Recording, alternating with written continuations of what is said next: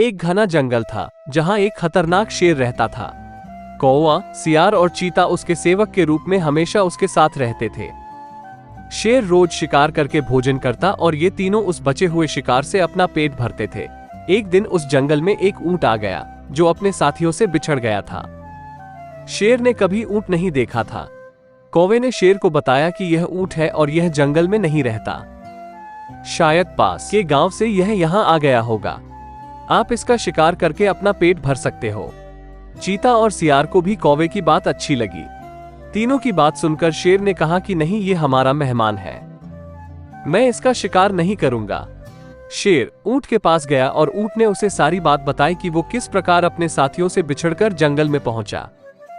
शेर को उस कमजोर ऊंट पर दया आई और उससे कहा कि आप हमारे मेहमान हैं, आप इस जंगल में ही रहेंगे। कौवा, चीता और सियार इस बात को सुनकर मन ही मन ऊंट को कोसने लगे। ऊंट ने शेर की बात मान ली और जंगल में ही रहने लगा। जल्दी ही जंगल की घास और हरी पत्तियां खाकर वो तंदुरुस्त हो गया। इस बीच एक दिन शेर की जंगली हाथी से लड़ाई हो गई और शेर बुरी तरह से घायल हो गया। वो कई दिन तक शिकार पर नहीं जा सका। शिकार न करने पर शेर और उस पर निर्भर कौवा, चीता व सियार कमजोर होने लगे।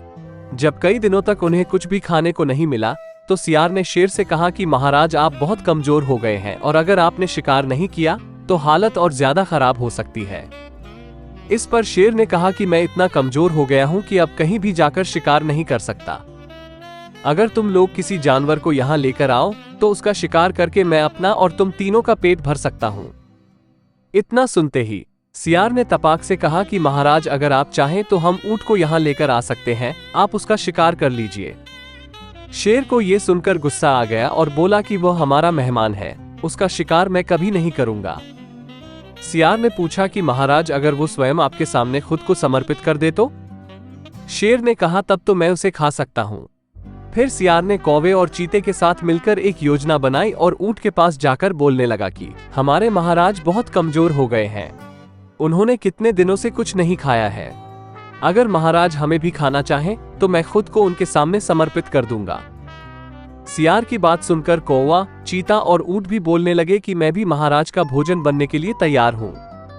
चारों शेर के पास गए और सबसे पहले कौवे ने कहा कि महाराज, आप मुझे अपना भोजन बना लीजिए।